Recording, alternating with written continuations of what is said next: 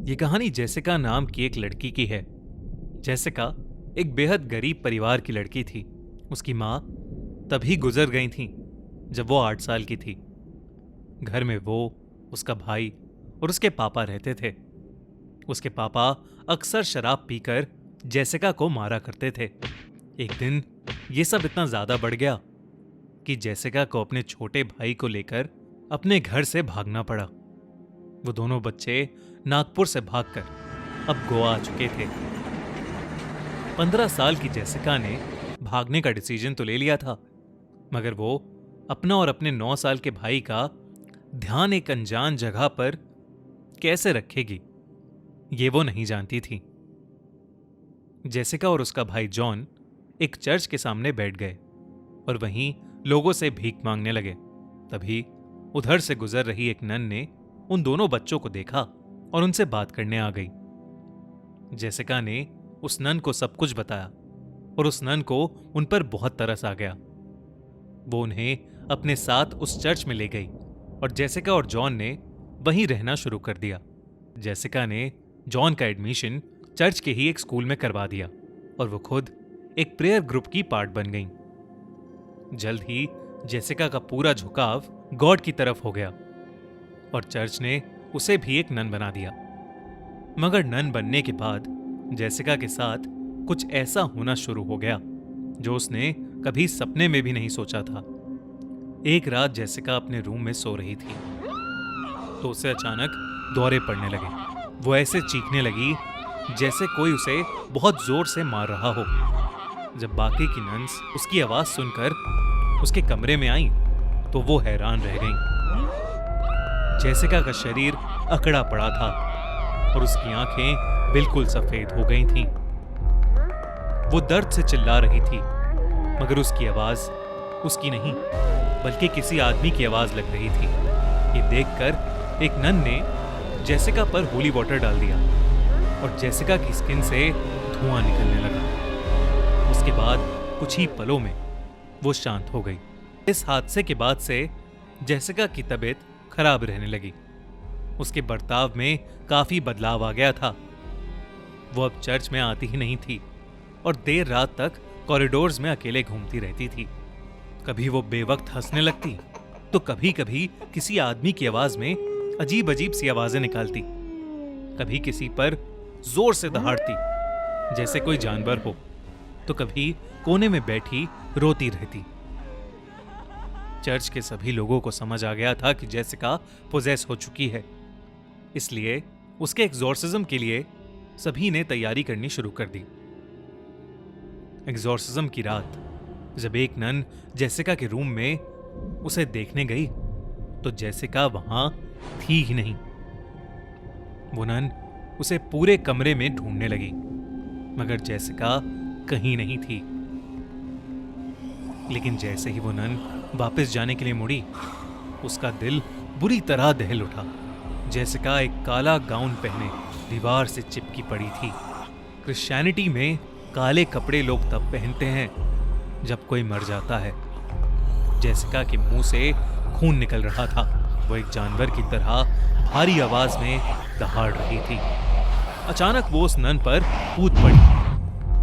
इतनी ही देर में जेसिका के कमरे में बाकी सब भी आ गए और उन्हें देखकर जेसिका पागलों की तरह हंसने लगी, गॉड की इंसल्ट करने लगी। प्रीस्ट ने उस पर जैसे ही होली वाटर डाला तो वो दर्द से चीख उठी और खुद को एग्जॉर्सिज्म से बचाने के लिए वो अपने कमरे की खिड़की से नीचे कूद गई। जेसिका की जान तो बच गई, मगर उसकी रीढ़ की हड्डी पूरी तरह से डैमेज हो गई थी, जिसकी वजह से वो फिर कभी चल नहीं पाई।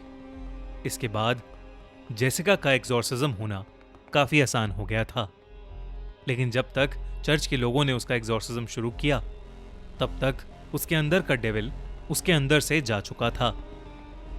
जेसिका को चर्च के ही एक हॉस्पिटल में एडमिट करवाया गया, मगर प्रीस्ट जानना चाहते थे कि आखिर जेसिका के साथ ये सब क्यों और कैसे हुआ। उन्होंने जेसिका को हिप्नोटाइज करने का सोचा और एक छोटी सी इन्वेस्टिगेशन टीम बनाकर पता लगाने लगे कि आखिर हुआ क्या था। काफी ढूंढने के बाद उन्हें यह पता चला कि जेसिका की मां एक कल्ट मेंबर थी, एक ऐसे कल्ट की मेंबर जहां काला जादू करने वाले और डेविल की पूजा करने वाले लोग।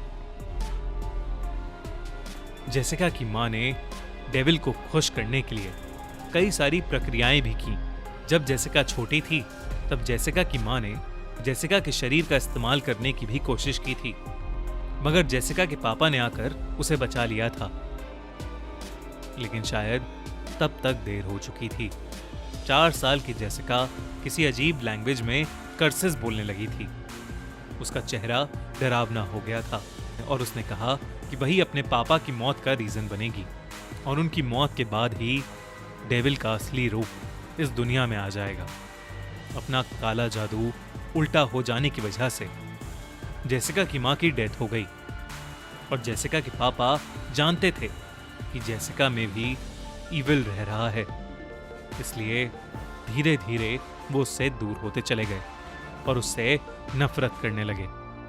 जिस रात जेसिका अपने भाई को लेकर घर से भागी, वो अपने पापा की शराब में जहर मिलाकर आई थी और उसके पापा की मौत तभी हो गई थी।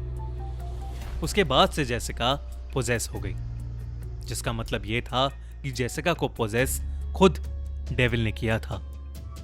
ये सब जानने के बाद प्रीस्ट का दिल बुरी तरह दहल उठा और उन्होंने जेसिका के भाई जॉन को अपने पास बुलाया। तब उन्होंने देखा कि जॉन की पीठ और हाथ पर अजीब से निशान बने हुए थे। वो समझ गए थे कि जेसिका भी अपनी मां की तरह पोजेस्ड होकर डेविल की पूजा करने लगी थी और अपने भाई का शरीर उसी पूजा के लिए इस्तेमाल कर रही थी। ये सब पता लगने के बाद प्रीस्ट ने जेसिका पर कई सारे एग्जॉर्सिज्म किए, मगर जेसिका की तबीयत दिन ब दिन बिगड़ती गई और आखिर में उसकी मौत हो गई।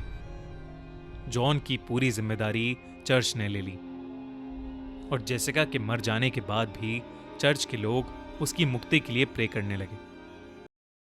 बारिश की रात, मॉनसून, वो मौसम जिसमें बादल दिल खोल कर बरसते हैं। गीली मिट्टी की खुशबू भला किसे अच्छी नहीं लगती, पर अगर ये बारिश अपने साथ कुछ ऐसा ले आए जिससे पीछा छुड़ाना नामुमकिन हो जाए तो। यह कहानी 32 साल के समीर की सच्ची घटना पर आधारित है। उस रात वो अपने ऑफिस से घर जा रहा था। उस दिन उसकी एनिवर्सरी थी, पर उसे ऑफिस से निकलने में देरी हो गई थी।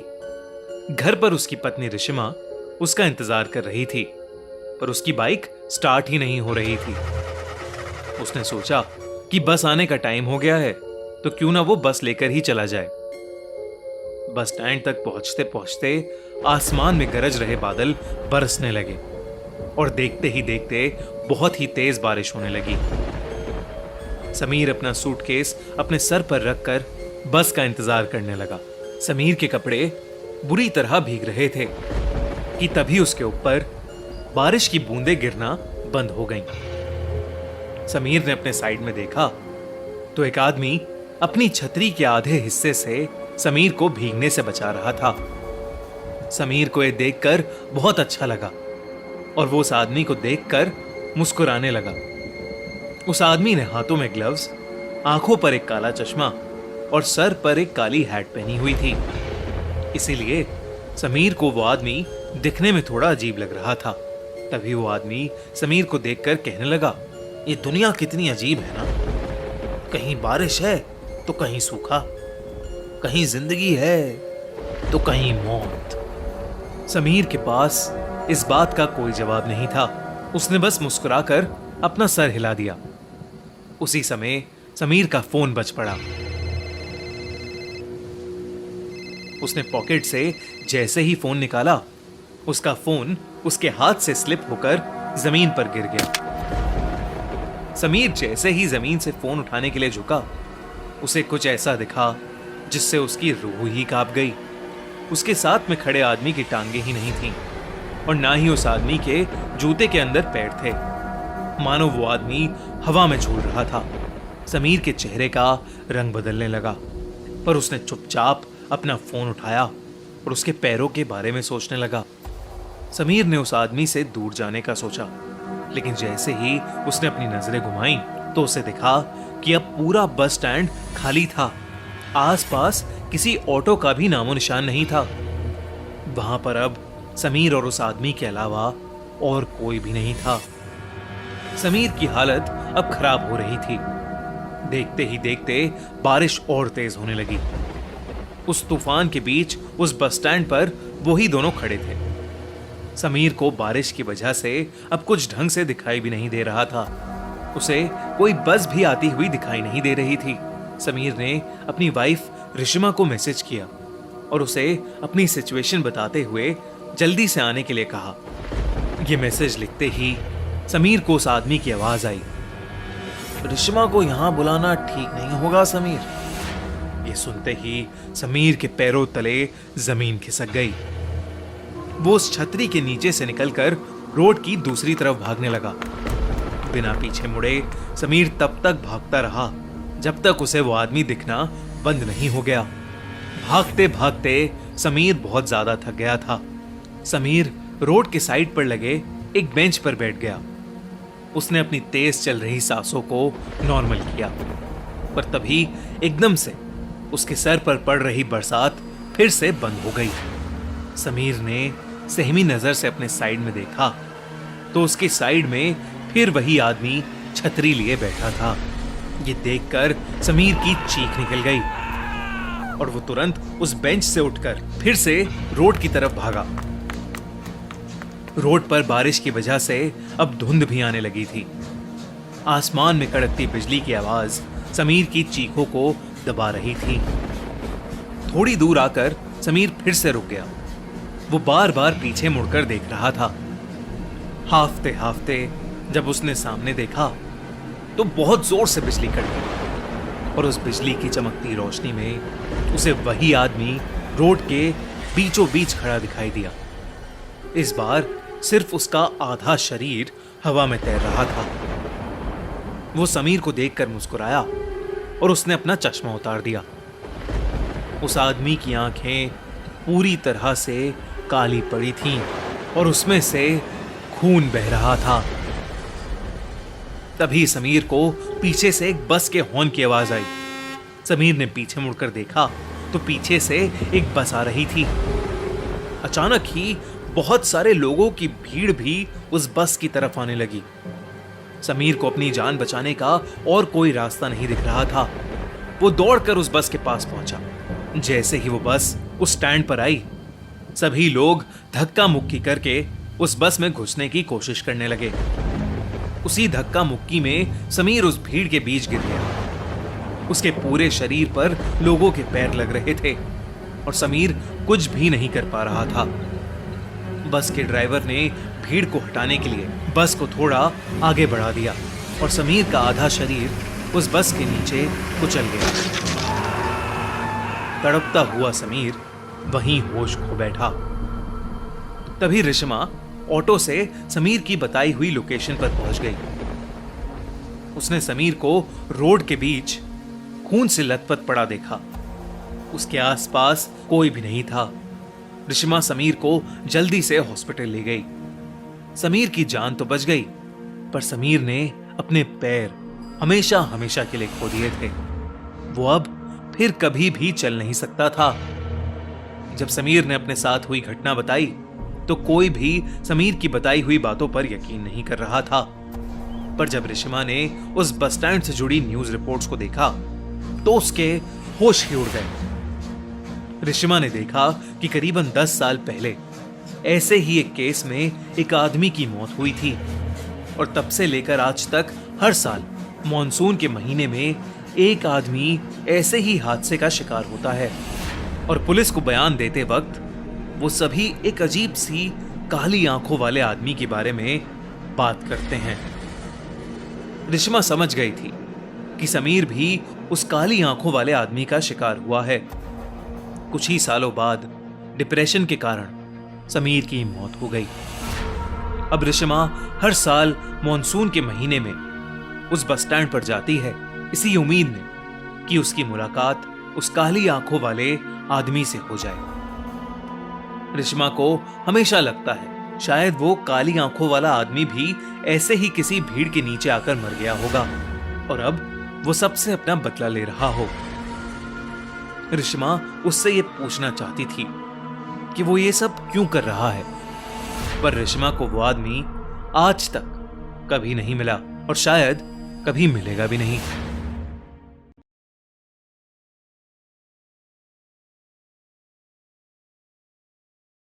10th क्लास में पढ़ रही समायरा आज बहुत एक्साइटेड होने के साथ साथ थोड़ी नर्वस भी थी।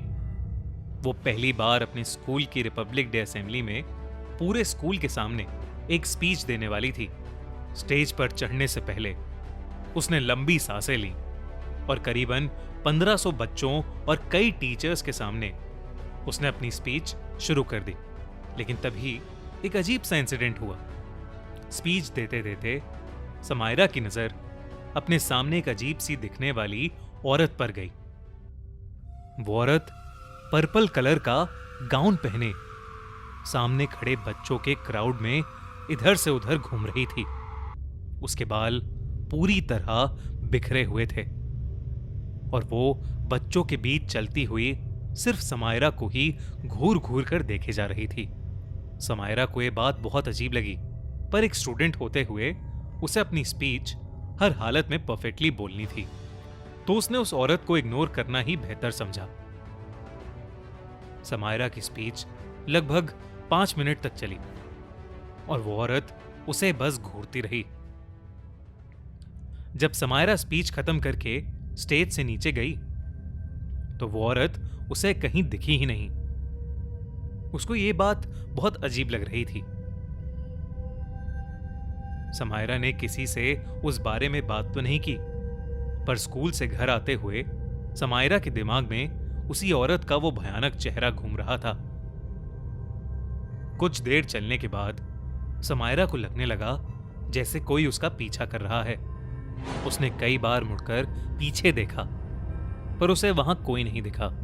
समायरा को लगा कि शायद ये सब उसका वहम है, तो वो चिंता छोड़कर रोड क्रॉस करने लगी।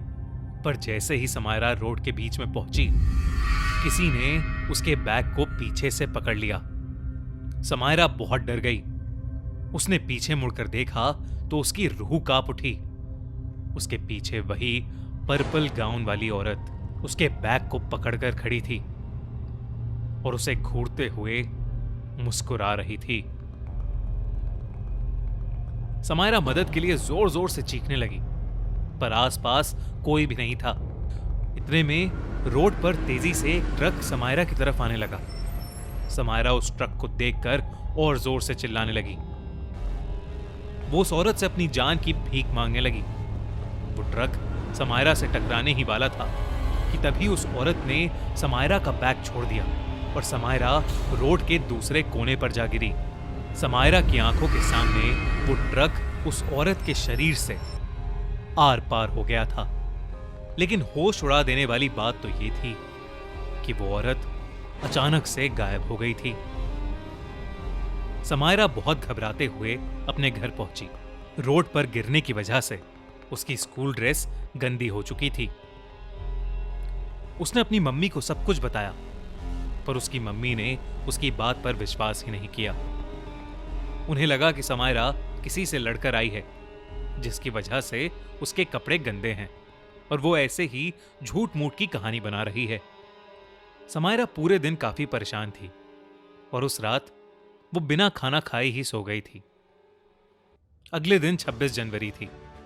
समायरा अब बेहतर महसूस कर रही थी और साथ ही हर साल की तरह टीवी पर परेड देखने के लिए वो बहुत एक्साइटेड थी। अपने पापा के साथ 26 जनवरी की पूरी परेड देखने के बाद समायरा अपने पापा को लेकर अपने घर की छत पर चली गई। वो दोनों रिपब्लिक डे पर उड़ने वाले जेट्स देखने लगे। काफी देर तक उन जेट्स को एंजॉय करने के बाद समायरा की नजर अपने सामने वाले घर की छत पर पड़ी और उस छत पर उसे वही पर्पल गाउन वाली औरत खड़ी हुई दिखाई दी। इस बार उसे देखते ही समायरा को दौरे पड़ने लगे और वो छत पर ही गिर गई। उसके पापा ये देखकर थोड़ा घबरा गए और समायरा को सीधा हॉस्पिटल ले गए। कुछ घंटों की ट्रीटमेंट के बाद समायरा नॉर्मल हुई और उसने अपनी फैमिली को फिर से उस पर्पल गाउन वाली औरत के बारे में बताया। उस औरत के बारे में दोबारा सुनकर अब समायरा की मॉम को समायरा की बात पर विश्वास होने लगा था और उन्हें लगने लगा था कि वो पर्पल गाउन वाली औरत शायद कोई बुरी आत्मा है जो समायरा के पीछे पड़ गई है। समायरा उसी दिन घर वापस आ गई थी।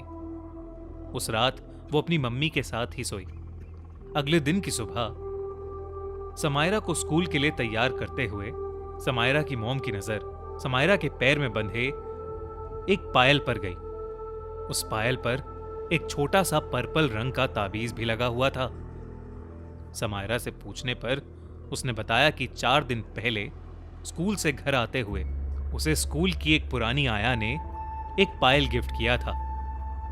क्योंकि वो पायल समायरा को बहुत सुंदर लगा था, इसलिए उसने खुशी खुशी उसे पहन लिया था। समायरा की मम्मी को अब सब समझ आ गया था। उन्होंने तुरंत ही उस पायल को समायरा के पैर से उतारने की कोशिश की, लेकिन उसे हाथ लगाते ही उन्हें अपने बाईं ओर वही पर्पल गाउन वाली औरत दिखी और इस बार वो औरत समायरा की मां को बेहद गुस्से से देख रही थी। उसकी भयानक शक्ल देखकर समायरा की मॉम ने जल्दी से उस पायल को उतारा और अपने घर की बालकनी से नीचे फेंक दिया। नीचे गिरकर उस पायल पर लगा वो ताबीज भी टूट गया और वो औरत उनके सामने ही जलने लगी। ये देखकर समायरा और समायरा की मां के होश उड़ गए थे। इसके बाद समायरा की मां उसे लेकर स्कूल चली गई ताकि वो स्कूल की उस आया से मिल सके जिसने समायरा को वो पायल दी थी। जब वो स्कूल पहुंचे तो पता चला कि उस आया को मरे हुए 30 साल से ऊपर हो चुके हैं। स्कूल की पुरानी फोटोज मिली तो उसमें से एक फोटो में उस आया ने वही पर्पल कलर का गाउन पहना हुआ था। खैर, उस दिन के बाद से समायरा को वो पर्पल गाउन वाली औरत दोबारा कभी नहीं दिखाई दी। आज आशीष की जिंदगी का सबसे बड़ा दिन था। आज उसकी शादी अपनी गर्लफ्रेंड तन्वी से हुई थी। शादी की सभी सेरेमनीज अच्छे से हो गई थीं और अब आशीष और तन्वी कार में बैठकर अपने ड्राइवर संजय के साथ शादी के वेन्यू वाले फार्म हाउस से अपने घर जा रहे थे। दोनों बहुत ज्यादा खुश थे और एक दूसरे से प्यार भरी बातें कर रहे थे। रात के करीब 1 बज चुके थे। कुछ ही दूर जाने के बाद ड्राइवर संजय को गाड़ी चलाते चलाते रोड के साइड पर एक लड़की दिखी। जब गाड़ी उस लड़की के नजदीक पहुंची तो सबको दिखा कि उस लड़की ने शादी का लहंगा पहना हुआ है और वो गाड़ी को रोकने का इशारा कर रही है। तन्वी की आंखें जैसे ही उस लड़की से मिली, तन्वी ने ड्राइवर से गाड़ी रोकने के लिए कहा, पर संजय गाड़ी रोकने में थोड़ा झिझक रहा था। पर फिर आशीष ने तेज आवाज में संजय को गाड़ी रोकने के लिए कहा। संजय ने उस लड़की के सामने गाड़ी रोक दी। तभी आशीष ने उस लड़की से बात करने के लिए गाड़ी का शीशा नीचे किया। वो लड़की बेहद सुंदर थी, जैसे कोई अप्सरा हो, तन्वी से भी कहीं ज्यादा खूबसूरत, जिसकी वजह से कुछ पलों तक तो आशीष उसे देखता ही रहा और कुछ बोल ही नहीं पाया। फिर उसने अपने होश संभाले और उस लड़की से पूछा कि इतनी रात में वो यहां अकेली क्यों खड़ी है। उस लड़की ने उनसे कहा कि उसे जल्द से जल्द एक जगह पहुंचना है और उसी सिलसिले में उसे तन्वी और आशीष की मदद चाहिए। ये सुनते ही तन्वी ने उस लड़की को गाड़ी के अंदर बिठा लिया। वो लड़की फ्रंट सीट पर बैठ गई और थोड़ा परेशान होकर बताने लगी कि आज उसकी शादी थी, पर उसके होने वाले पति का एक्सीडेंट हो गया है, जिसकी वजह से वो एक हॉस्पिटल में एडमिट है। उस लड़की की घबराहट देखकर आशीष और तन्वी ने उससे कोई भी सवाल पूछना ठीक नहीं समझा, पर संजय के चेहरे का रंग उड़ सा गया था। कुछ दूर जाते ही उस लड़की ने उन्हें शुक्रिया कहते हुए उसे वहीं छोड़ने के लिए कहा। उसे छोड़कर जैसे ही उन्होंने अपनी गाड़ी आगे बढ़ाई, ड्राइवर संजय ने कहा कि उस लड़की का एक झुमका वहीं गाड़ी में छूट गया है। उन्होंने जब गाड़ी बैक की तो वो लड़की वहां थी ही नहीं। ये देखकर संजय को और डर लगने लगा। तन्वी ने संजय के डरे हुए चेहरे को देखकर उससे पूछा कि आखिरकार उसे हुआ क्या है। संजय ने घबराते हुए उन्हें बताया कि उनके गांव में कहते हैं कि शादी के नए जोड़े को शादी वाली रात सबसे ज्यादा खतरा होता है। आशीष ने उसे बीच में काट दिया और उससे पूछा कि उन्हें किससे खतरा हो सकता है भला। संजय ने जवाब में कहा, साहब, खूनी वधू से।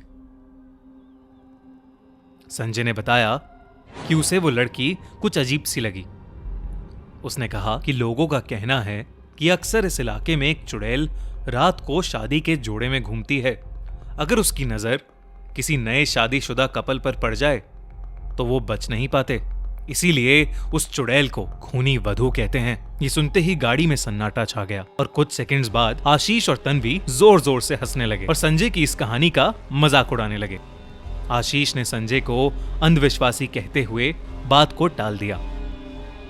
कुछ देर बाद वो लोग घर पहुंच गए।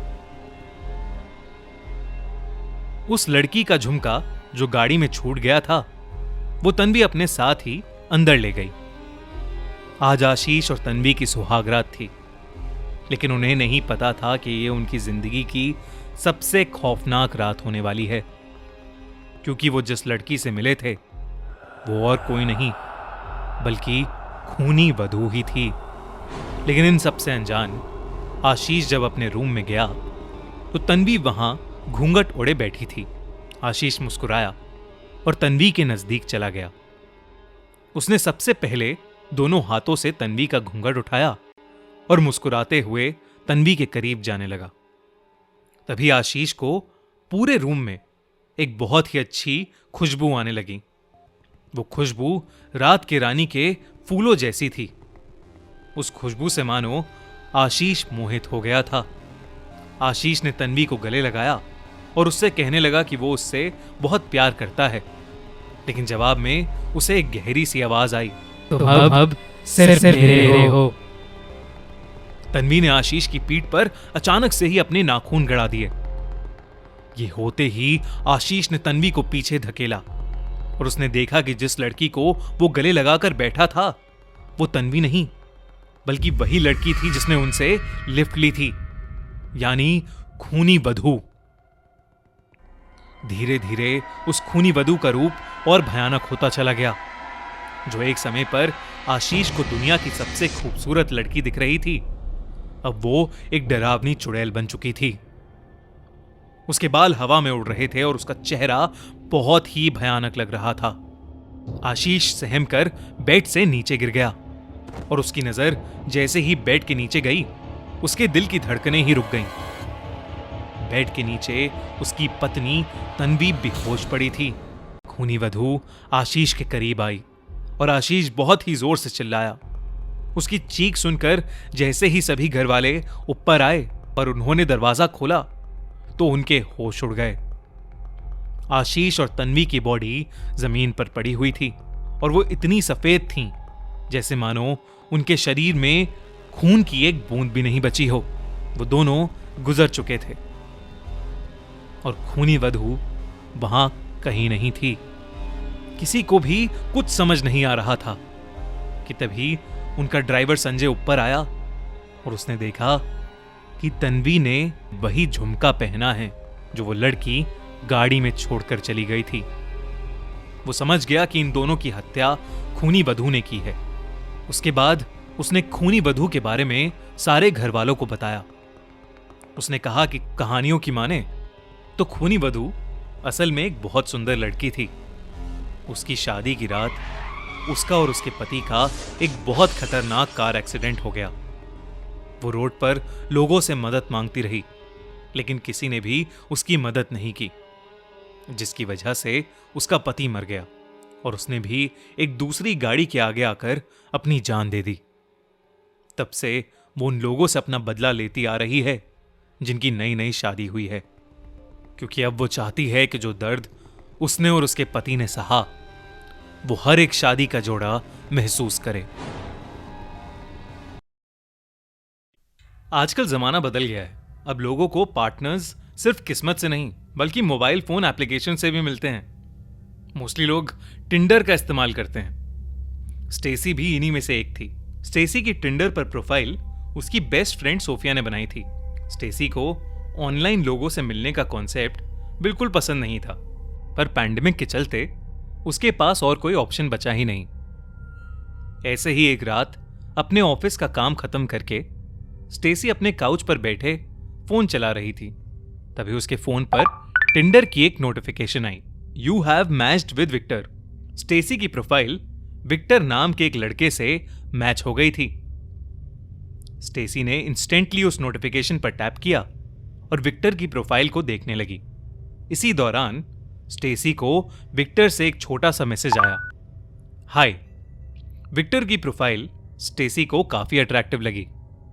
स्टेसी ने विक्टर को वापस रिप्लाई किया और ऐसे ही टेक्स्ट पर उनका बातें करना शुरू हो गया। स्टेसी को विक्टर के साथ हो रही कन्वर्सेशंस काफी इंटरेस्टिंग लगने लगी। करीबन 1 घंटा बात करने के बाद विक्टर ने स्टेसी से पूछा, क्या तुम मेरे साथ डेट पर चलोगी? स्टेसी भी इंटरेस्टेड थी तो उसने भी हां कह दिया। इस पर विक्टर का एक और मैसेज आया, क्यों ना अभी चला जाए डेट पर। एक्चुअली रात के 3 बज रहे थे तो स्टेसी ने मजाक समझकर मजाक में ही उसका रिप्लाई दे दिया। स्टेसी ने लिखा, क्यों नहीं। लेकिन उसके बाद जो हुआ वो बिल्कुल भी मजाकिया नहीं था। स्टेसी के मैसेज करते ही विक्टर ऑफलाइन हो गया और तभी एकदम से स्टेसी के दरवाजे पर खटखट हुई। इतनी देर रात दरवाजे पर खटखट सुनकर स्टेसी एकदम से शॉक हो गई थी। स्टेसी ने दरवाजे के पीप होल से देखा तो उसे कोई दिखाई नहीं दिया। दरवाजा खोलकर देखने पर भी वहां कोई नहीं था। उसी वक्त स्टेसी के फोन पर एक और नोटिफिकेशन आई। विक्टर का मैसेज था जिसमें उसने लिखा था, तुम अपनी इस ब्लैक ड्रेस में काफी अच्छी लग रही हो। यह पढ़कर स्टेसी के चेहरे का रंग मानो उड़ सा गया। वो घबराहट में इधर उधर देखने लगी, लेकिन वहां दूर दूर तक कोई नहीं था। दरवाजे को जोर से बंद करके वो अपने घर में वापस आ गई। तभी विक्टर का फिर से मैसेज आया, डरो मत, मैं तो बस तुम्हारी तारीफ कर रहा था। स्टेसी को अब यह सब थोड़ा अजीब लगने लगा था। उसने विक्टर को मैसेज करके पूछा कि उसे उसकी ड्रेस का कलर कैसे पता चला, लेकिन विक्टर ने इस बात का कोई जवाब नहीं दिया। स्टेसी को यह सब बहुत शेडी सा लगने लगा और इसीलिए उसने अपना फोन ऑफ कर दिया और काउच पर ही लेट गई। मगर कुछ ही सेकंड्स बाद स्टेसी के फोन पर फिर से एक नोटिफिकेशन आई। स्टेसी बुरी तरह सहम गई क्योंकि उसने अभी अपना फोन ऑफ किया था, तो उस पर नोटिफिकेशन आना इम्पॉसिबल था। फोन चेक करने पर उसने देखा कि विक्टर ने उसे मैसेज किया था, मैंने अभी सोने की परमिशन नहीं दी है तुम्हें। स्टेसी के पढ़ते ही स्टेसी के घर की बेल जोर जोर से बजने लगी। इतना ही नहीं, उसके घर की लाइट्स फ्लिकर होना शुरू हो गईं। स्टेसी अपने कान पर हाथ रखकर दरवाजे की तरफ जा रही थी कि एकदम से सन्नाटा हो गया और स्टेसी को फिर से एक मैसेज आया, मुझे लगता है कि शायद हम दोनों एक दूसरे के लिए बने हैं। विक्टर का यह मैसेज पढ़कर स्टेसी का घबराहट के मारे रोना निकल गया और उसने विक्टर से पूछा कि आखिर विक्टर ऐसा क्यों कर रहा है और वो आखिरकार है कौन। कुछ देर तक कोई रिप्लाई नहीं आया, लेकिन फिर एक मैसेज आया, मुझे लगता है कि मैं तुमसे प्यार करने लगा हूं, क्या तुम भी मुझसे प्यार करती हो? ये सब पढ़कर स्टेसी की हालत और खराब हो रही थी। वो बस फोन फेंक के रोने लगी कि तभी उसकी गर्दन पर उसे 2 हाथ महसूस हुए जो उसका गला दबा रहे थे। तभी स्टेसी का फोन एक के बाद एक आने वाली नोटिफिकेशंस की साउंड से बजने लगा। विक्टर के मैसेजेस अभी भी आ रहे थे, बेबी बोलो ना कि तुम मुझसे प्यार करती हो।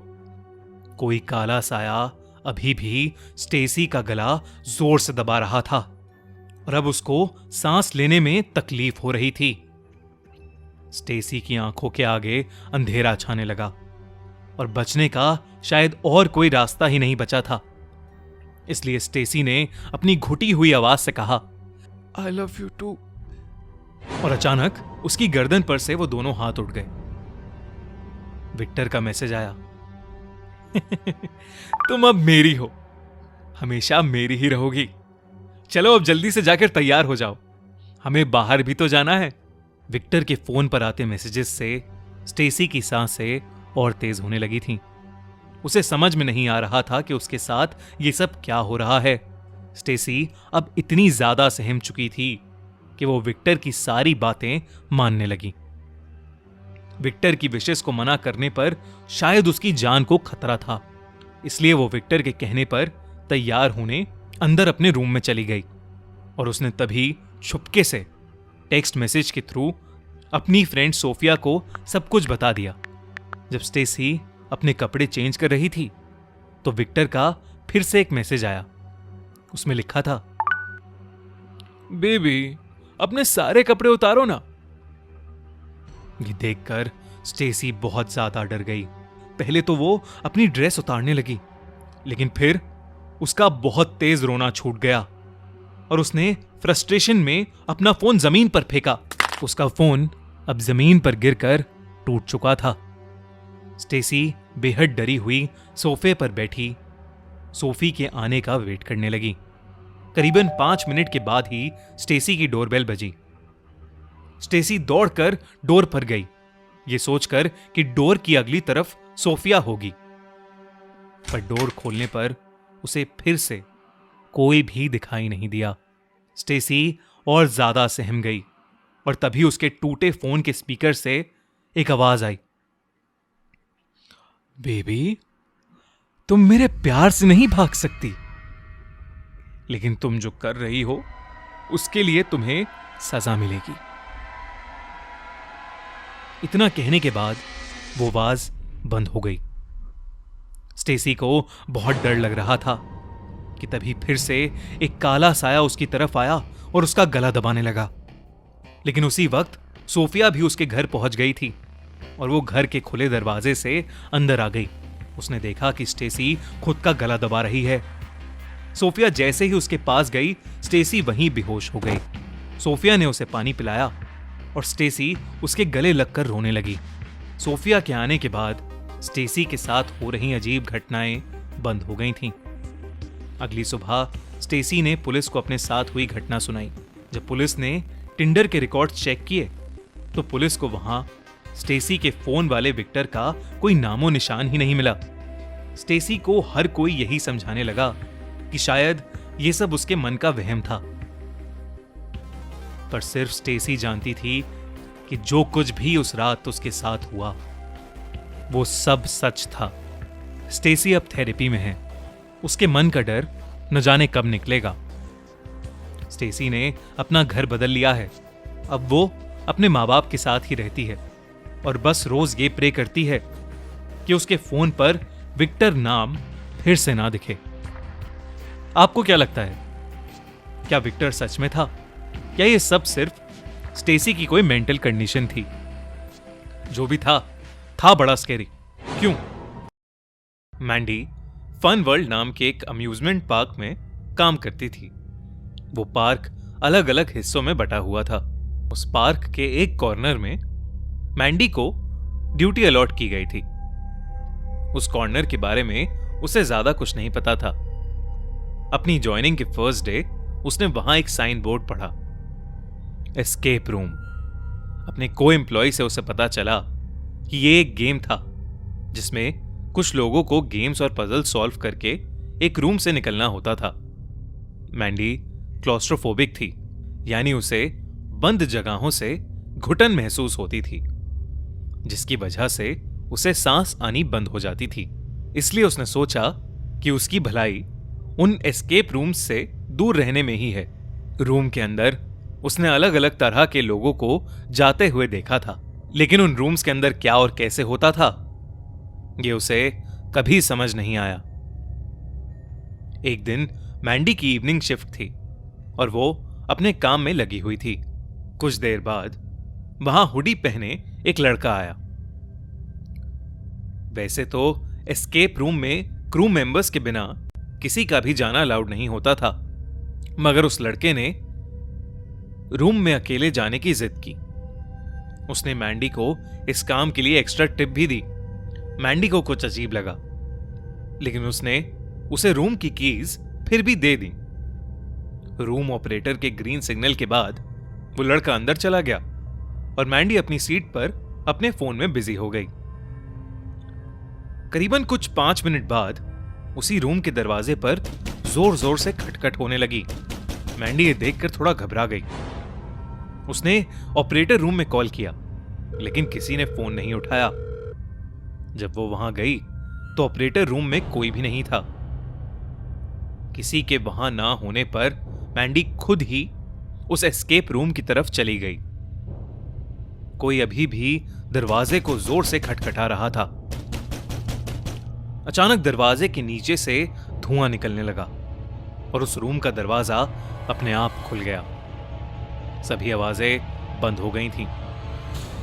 मैंडी उस रूम में गई तो अंदर जाने पर बहुत सारा धुआं था और पूरे रूम में एक लाल रोशनी चमक रही थी। अंदर उस लड़के को ना देखकर मैंडी थोड़ा घबरा गई। अच्छी तरह से ढूंढने पर भी वहां उसे वो लड़का नहीं मिला। तभी एकदम से दरवाजे के बंद होने की आवाज आई। मैंडी जल्दी से दरवाजे के पास गई, लेकिन तब तक वो दरवाजा बंद हो चुका था। अब मैंडी काफी ज्यादा घबराने लगी थी। उसने दरवाजे को बुरी तरह पीटना और जोर जोर से चिल्लाना शुरू कर दिया, पर उसकी चीखों का कोई असर नहीं हुआ। दरवाजा अभी भी बंद था। कुछ ही देर में मैंडी को सांस लेने में तकलीफ होने लगी और वो बेहोश होकर नीचे गिर पड़ी। जब मैंडी की आंखें खुलीं तो वो उसी रूम में थी। रूम में अब कोई धुआं नहीं था, बस एक स्क्रीन लगी हुई थी। वो स्क्रीन को ध्यान से देखने लगी और एकदम से वो स्क्रीन स्विच ऑन हो गई। ऐसा लग रहा था कि जैसे उस रूम के दरवाजे पर कोई सीसीटीवी कैमरा था, जिसकी फुटेज उस स्क्रीन पर चल रही थी। मैंडी वहां बैठी हुई उस स्क्रीन पर सभी लोगों को आते हुए और रूम का पजल सॉल्व करते हुए देख रही थी। तभी उसे वहां वो हुडी वाला लड़का उस रूम में आता हुआ नजर आया। वो 5 मिनट वहीं रुका और फिर दरवाजे पर जोर जोर से नॉक करके कैमरे की रेंज से बाहर आ गया। उसी वक्त मैंडी को वो खुद कमरे में आती दिखी और डर के मारे बेहोश होती दिखी। इसके तुरंत बाद वो स्क्रीन फिर से ब्लैंक हो गई। फिर जो हुआ उससे मैंडी के रोंगटे खड़े हो गए। वो लाल रोशनी अचानक से गायब हो गई और कोई अदृश्य शक्ति मैंडी को खींचकर उस कमरे के कोने में ले गई। उस कमरे में अब बिल्कुल शांति थी। स्क्रीन की लाइट की वजह से उस कमरे में थोड़ी सी रोशनी हुई। उस रोशनी में मैंडी को वो हुडी वाला लड़का अपने सामने वाले कॉर्नर में बैठा दिखाई दिया। उसे देखकर मैंडी डर उठी, लेकिन उसने दबी आवाज में उस लड़के से पूछा कि क्या उसे उस कमरे से बाहर निकलने का रास्ता पता है। वो हुडी वाला लड़का उससे कुछ नहीं बोला और बस मैंडी को घूरता रहा। मैंडी को अब फिर से सांस लेने में दिक्कत होने लगी थी। वो लड़का मैंडी की हालत देखकर अजीब ढंग से हंसने लगा और देखते ही देखते उस हुडी वाले लड़के की आंखें काली पड़ने लगीं। ऐसा लग रहा था जैसे कोई उसकी आंखें निगल गया हो। उस लड़के का शरीर अजीब तरीके से अकड़ने लगा। वो किसी ज़ॉम्बी की तरह उठ खड़ा हुआ और धीरे धीरे मैंडी की तरफ आने लगा। मैंडी जल्दी से दरवाजे की तरफ भागी और उसने फिर से दरवाजा पीटना शुरू कर दिया। मैंडी की हालत बहुत खराब हो रही थी और वो लड़का इतना भयानक लग रहा था कि मैंडी को लगने लगा कि उसकी मौत अब बेहद करीब है। वो लड़का अचानक मैंडी की तरफ भाग कर आया कि तभी उस रूम का दरवाजा खुला और किसी ने मैंडी को बाहर खींच लिया। उसके सामने रूम का ऑपरेटर और एक इलेक्ट्रिशियन खड़े थे। मैंडी को सांस लेने में काफी तकलीफ हो रही थी। वो दोनों भी मैंडी की हालत को देखकर बहुत डर गए। रूम के ऑपरेटर ने उसे पानी पिलाया और उसे दिलासा दिलाया कि अब वो ठीक है। कुछ देर बाद मैंडी बेहतर महसूस करने लगी। रूम के ऑपरेटर ने तब मैंडी को बताया कि न जाने कैसे उस रूम का दरवाजा जाम हो गया था और किसी को पता ही नहीं चला कि मैंडी उस रूम के अंदर कब पहुंच गई। जब मैंडी ने सबको अपने साथ हुआ पूरा किस्सा बताया तो मैनेजर ने सीसीटीवी फुटेज चेक की। हैरानी की बात थी कि उस फुटेज में ना ही कोई हुडी वाला लड़का दिखा और ना ही मैंडी के साथ हुई कोई पैरानॉर्मल चीजें। ऑपरेटर ने मैंडी को अलग से बताया कि कई सालों से एक अफवाह चल रही है कि उस कमरे में एक बार एक लड़का अकेले चला गया और एक इलेक्ट्रिक शॉक लगने की वजह से उसकी मौत हो गई थी। ऑपरेटर ने कहा कि वो ये नहीं जानता कि वो सब सच है या झूठ, पर जो भी उस शाम मैंडी के साथ हुआ उससे तो ये कहानी बिल्कुल सच्ची ही लगती है। उस दिन के बाद से मैंडी ने एस्केप रूम की ड्यूटी कभी भी लेने से मना कर दिया, मगर आज तक उसे अपने साथ घटे उस एक्सपीरियंस के भयानक सपने आते हैं। कैसी लगी आपको ये कहानी? क्या आप कभी एस्केप रूम में जाकर खेलना पसंद करेंगे? हमें कमेंट्स में जरूर बताइए। साल 2001 में दिल्ली में कोई ऐसा इंसान नहीं था जिसे मंकी मैन के बारे में ना पता हो। उन दिनों उस लंबे काले बंदर जैसे दानव की अफवाहें शहर में आग की तरह फैली हुई थी। हर कोई दावा करता था कि उसने मंकी मैन को देखा है और ये 100% सच था। मैं ऐसा इसलिए कह सकता हूं क्योंकि मैंने खुद अपनी आंखों से मंकी मैन को देखा था। एक बार नहीं, कई बार। गर्मी का मौसम था, स्कूल की छुट्टियां थीं।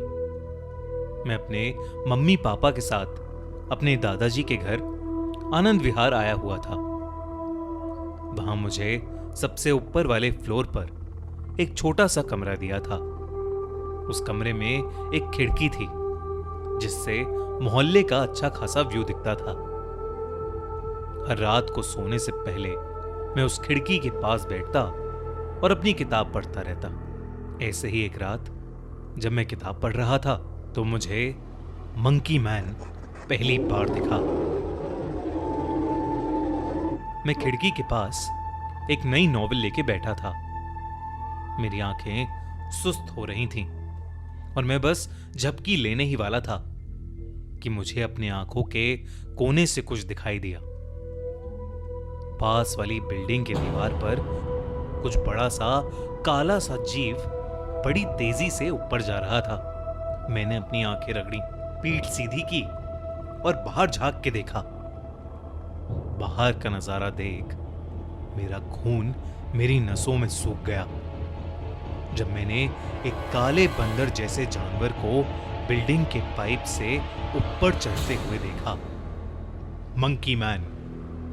मैंने उसके बारे में कहानियां तो जरूर सुनी थी, पर कभी ये नहीं सोचा था कि वो कहानियां सच हो सकती थी। वो करीब 7 फुट लंबा था। उसका शरीर घने काले बालों से भरा हुआ था। उसे देख मेरा मुंह खुला का खुला रह गया जब वो छत पर चढ़ा और सीधा उठकर खड़ा हो गया। चांद की रोशनी उसके चेहरे पर आ गिरी। चाकू सी नुकीली हड्डियां, नरम चमड़ी और आंखें जो चांदनी में चमक रही थीं। ऐसा लग रहा था कि जैसे किसी बंदर के सर में किसी ने जबरदस्ती इंसान का चेहरा घुसा दिया हो। लेकिन मैं मंकी मैन को कुछ ही पल देख पाया था क्योंकि वो मुड़कर छत से कूदकर अंधेरे में कहीं गायब हो गया। मैंने अपने परिवार को उसके बारे में बताने की कोशिश की, लेकिन किसी ने भी मेरी बात का विश्वास नहीं किया। उन्हें लगा मैं अटेंशन के लिए मंकी मैन के बारे में कोई मजाक कर रहा हूं। यहां तक कि पापा ने मुझे डांट लगा दी और कहा कि अब मेरी ये सब मजाक करने की उम्र नहीं रही है। लेकिन मैं झूठ नहीं बोल रहा था। मैंने सच में मंकी मैन को देखा था। उस दिन के बाद से मंकी मैन का जुनून मुझ पर सवार हो गया। अखबार में आई कोई खबर हो या गलियों में बहती कोई अफवाह, मुझे जहां भी उसके बारे में कोई जानकारी मिलती, मैं वहां फट से पहुंच जाता। यहां तक कि अगर कहीं उसके दिखने की बात हुई होती तो मैं मौका मिलते ही वहां पहुंच जाता। मेरी इन कोशिशों की वजह से मुझे मंकी मैन कई बार दिखा, छत पर, ब्रिज के नीचे और एक बार एक अंडरग्राउंड पार्किंग में भी। मैंने जितना उसे देखा उतना ज्यादा मुझे ऐसा लगा कि शायद वो एक ऐसा जानवर है जो अपने घर से बहुत दूर आ गया है और अब हम इंसानों की दुनिया में कहीं खो गया है। लेकिन मेरा ऐसा फील करने से कोई फर्क नहीं पड़ता था। हम इंसानों के लिए तो वो बस एक राक्षस ही था। मुझे याद है जब मैंने उसे पहली बार किसी मासूम को चोट पहुंचाते देखा था। देर रात थी, मैं अपनी खिड़की के पास बाइनोकुलर्स लेके बैठा था। मैंने उसे एक बिल्डिंग की छत पर देखा। उसके पीछे पटाखे फट रहे थे और वो उस शोर से डर के वहां से भाग रहा था। एक छत से दूसरी छत कूद कूद के उन लोगों से दूर भाग रहा था। भागते भागते उसके रास्ते में एक ऐसी छत आई जिस पर एक बुजुर्ग आदमी सैर कर रहा था। मंकी मैन कूदकर उस छत पर आया और उसे देखकर वो बुजुर्ग आदमी घबरा उठा। मंकी मैन उस पर गुर्राया और उस बुजुर्ग आदमी का संतुलन बिगड़ गया। वो छत से सीधा जमीन पर 6 फ्लोर नीचे आ गिरा। उसकी चीखें और उसकी जमीन पर गिरने की आवाज मुझे आज तक याद है। ये पहली बार था जब मैंने अपने सामने किसी को मरते हुए देखा था। सुबह उस बुजुर्ग आदमी की बिल्डिंग के पास खड़ी भीड़ और एम्बुलेंस को देखकर मेरी आंखों से आंसू निकल आए। मैंने अपने पेरेंट्स को उसके बारे में नहीं बताया, सिर्फ इसलिए नहीं कि मुझे पता था कि वो मेरी बात पर विश्वास नहीं करेंगे, पर इसलिए भी कि मैं वो देखकर बुरी तरह डर चुका था। उस दिन के बाद से मैंने मंकी मैन को ढूंढना एकदम बंद कर दिया। जितना हो सके उससे दूर रहने का सोचा। लेकिन इसके बावजूद कभी कभी रात में उसके चिल्लाने की आवाज मेरे कानों तक पहुंच ही जाती थी। उसके किस्से और ज्यादा खतरनाक होते चले गए। सुनने में आ रहा था कि उसकी वजह से और लोगों की भी मौतें हुई थीं। अब मैं उसके नाम से काफी ज्यादा घबराने लगा था। एक शाम की बात थी। सूरज धुंध में डूब रहा था और मैं दोस्तों के साथ क्रिकेट खेल के अपने दादाजी के घर वापस आ रहा था। मेरे घर के पास की गली जिससे मैं गुजर रहा था, वहां कोई भी इंसान नहीं था। बिल्कुल सन्नाटा था। उस गली में अचानक मुझे एक बड़ी सी परछाई मेरे पीछे चलती नजर आई। मैं पीछे मुड़ा तो और कोई नहीं, वो मंकी मैन मेरे पीछे पीछे चल रहा था। ये देखकर मैं कांप उठा और वहीं जम सा गया। मैं घबराहट के मारे आगे चल ही नहीं पा रहा था और वो धीरे धीरे मेरे पास ही आ रहा था। अचानक वो मेरे ठीक सामने आया और उठकर खड़ा हो गया। वो मुझे घूर कर देख रहा था। उसकी आंखें लाल थीं। उस रात वो मंकी मैन बेहद गुस्से में लग रहा था। अचानक वो मुझे देखकर एक अजीब तरीके से गुर्राने लगा। उसकी आवाज सुनकर मैं फुल स्पीड पर वहां से भागा। वो मेरे पीछे पीछे भागने लगा। मैं जैसे तैसे गली के एक अनजान मकान में जाकर छुप गया। वो उस मकान तक आया, लेकिन फिर पास वाली दीवार चढ़कर मेरी नजरों से गायब हो गया। मैं किसी तरह हिम्मत करके अपने घर पहुंचा और अपने कमरे में घुसते ही घबराहट के मारे रोने लगा। तभी मैंने फिर से मंकी मैन के जोरों से गुर्राने की आवाज सुनी। उस रात फिर से मैंने अपनी खिड़की से उसको देखा। मंकी मैन मेरे बराबर वाली बिल्डिंग की छत पर खड़ा एक आदमी को बेरहमी से नोच रहा था। वो आदमी भी डर के मारे जोरों से चिल्ला रहा था। उसने उस आदमी के चीथड़े चीथड़े कर दिए थे। मोहल्ले में शोर होने लगा, घरों की लाइटें ऑन होने लगी, लोग बाहर आने लगे ये देखने के लिए कि बाहर आखिर हो क्या रहा है। उन्हें मंकी मैन नहीं मिला क्योंकि वो पहले ही ऊपर छत पर चढ़ के अंधेरे में गायब हो चुका था। उस रात के बाद से मंकी मैन मुझे फिर कभी नहीं दिखा और समय के साथ वो बस एक हॉरर लेजेंड बनकर रह गया। लेकिन मुझे कुछ सवालों का जवाब आज तक नहीं मिला। कौन था वो, कहां से आया था और फिर अचानक कहां गायब हो गया? दोस्तों, आपको क्या लगता है? कमेंट्स में जरूर लिखकर हमें बताइए। और अगर आपको ये वीडियो अच्छी लगी तो हमारा चैनल खूनी मंडे सब्सक्राइब करना बिल्कुल मत भूलना।